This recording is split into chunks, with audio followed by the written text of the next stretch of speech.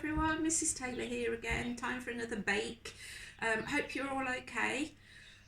Today I thought we'd go for something savoury again, and I know certainly I'm finding it hard to get certain sugars, flours, baking powder. It's almost impossible at the moment, so I'm working with what I've got. This is a recipe today that I used to make. Myself, Mrs. Jackson and Mrs. Lansbury used to, many years ago, run a cookery club at school, and this recipe was one of the favourites. Now, they're called Marmite bites. Don't panic if you hate Marmite. I absolutely hate Marmite. I don't like getting it on my finger. Ugh. But in these Marmite bites, which really are like Marmite cheesy scones, they just taste lovely. It gives a really nice flavour to the scones. So don't panic if you don't like Marmite. I couldn't get Marmite the other day, so we've had to go for sort of a Tesco own brand one. But they really are lovely. They're great as well. Once we do get back to school, they're lovely for packed lunches. They freeze really well. So let's get going. Now I've had to adapt the recipe slightly. You're supposed to make it with half self-raising flour and half wholemeal flour. I don't have any wholemeal flour, couldn't get any yesterday, so I'm just making it with all self-raising flour today. They would taste nicer with wholemeal flour, but never mind. Okay, so you're going to need some self-raising flour, and that's 280 grams, which I'm going to put straight into my bowl there. I better put my glasses on so I can see what I'm doing. You then, normally, so I've put 280 grams of self-raising flour. That should be 140 grams of self-raising flour and 140 grams of wholemeal flour. But like I say, adapting. You then put in a teaspoon of baking powder. I've forgotten to get my teaspoons. So just 1 teaspoon of baking powder. And then give those a quick mix together. If you've got both flours, you'd mix them properly together.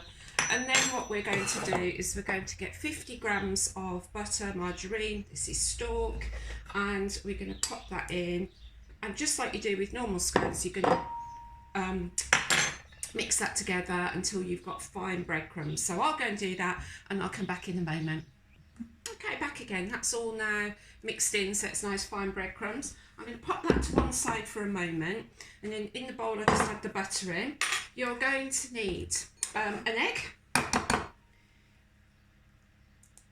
Oh, gosh, that egg's tough.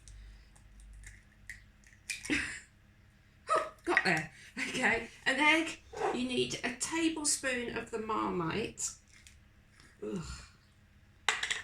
Sticky, horrible stuff. So, about a tablespoon of Marmite, or yeast extract as it says on mine. And then you need a couple of tablespoons of, it says, the recipe says Greek yogurt, but I just use whatever plain yogurt I've got. Got just some Alpro at the moment. So we're going to put a couple, try not to get Marmite in there, a couple of tablespoons of the plain yogurt, and then about 3 tablespoons of milk. So I'll just do that, I'll put the milk in, and then I'll whisk all those together just lightly with a fork. Okay, so that's now all mixed together, nicely combined. So what I do, before I put any wet ingredients in, I'm going to get, you'll need in total about 75 grams of grated cheddar cheese. Don't put all of it in, put about 50 grams of it in to begin with, but leave a little bit for putting on the top of the scones to give them a nice cheesy crusting. So I'm just going to mix that cheese into the bowl there, coat it all in the flour, and then just make, I'm going to angle my phone down a bit so you can see what I'm doing. Okay, so you put a well in the centre, and then you tip in the Marmite yogurty milky eggy mix. Okay, and then I use a fork, and you gradually start mixing it in, mix all the flour in, and it should end up with a nice soft dough. Now, like I said the other week when we were making the cheese scones, sometimes it depends on your flour, but quite often, I mean, I can see already I'm probably going to need some more milk in this one. So I'll mix this in until I've got the right consistency, and then I'll show you what it should look like. Okay, so I put a little bit more milk in there, and it's now come out. I've got all of the dry crumbs from the bottom of the bowl, and the dough is nice and soft, but not too sticky and soggy. Don't knead it too much, don't mess with it. The lighter you are with scone mixture, the better it is. So I'm just going to go and wash my hands, and then we'll cut out the scones and put them in the oven. Okay, so now I'm going to put a little bit of flour on the work surface, not too much, and then get the dough into a nice round, and then just press it out. No need for a rolling pin or anything like that. You press them out until they're about an inch thick, I should think. I should be doing it in centimetres, shouldn't I? About 1.5 centimetres, 2 centimetres maybe. Okay, so they look like that. And then I'm going to use a fluted cutter today, and I'm just going to cut them out so they look like that, put them on a tray. Let me cut a few more. And then when you've cut them out, gather the rounds back together, press it out again, and cut some more until you've used all the dough. I'm just going to do that back in a moment. Okay, so those are all done now, all on the baking sheet, ready to go in the oven.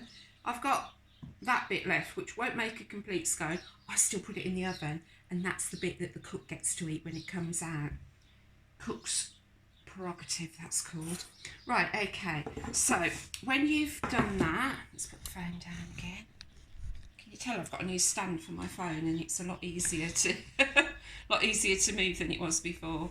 Okay, so I've now got my scones on there. I've got in the same bowl that I had all the Marmite eggy mixture, I put a bit of extra milk, and I'm just going to brush the tops. Again, try not to let it run down the side if you can help it. They will just puff up a little bit better that way. Put milk on top of all of the scones. I'll do that in a minute. And then you just get a little pinch of cheese and put that on top as well. So I'll just finish those off. Okay, so those are now all ready, and they are going to go into the oven at 180, 190 degrees, 170 degree fan or gas smart 5, and they take about 10 to 12 minutes. So I'll go and pop those in, and I'll be back when they're cooked. Okay, so they're now out of the oven. They took about 12 minutes, and you can see they've gone nice and golden brown. They do go a little bit browner if you use the wholemeal flour as well. So what I'll do is when they've cooled down a bit, they're quite hot at the moment, I'll put them onto a wire rack to cool down, and they're really, really nice if you cut them open, put a little bit of butter in them. Really nice to go with a bit of salad for lunch or whatever. I was thinking about when they're in the oven, if you haven't got any yoghurt of any sort, then I'm sure if you just put in the milk instead, so instead of 2 tablespoons of yoghurt and 3 of milk, if you just put in 5 tablespoons of milk, I'm absolutely sure they'd come out just as good. Anyway, I'll put the ingredients in the comments of the video. Have fun making them. Remember to send me photos if you do bake any. And any ideas for any future bakes, let me know. Okay guys, have a good day. Bye.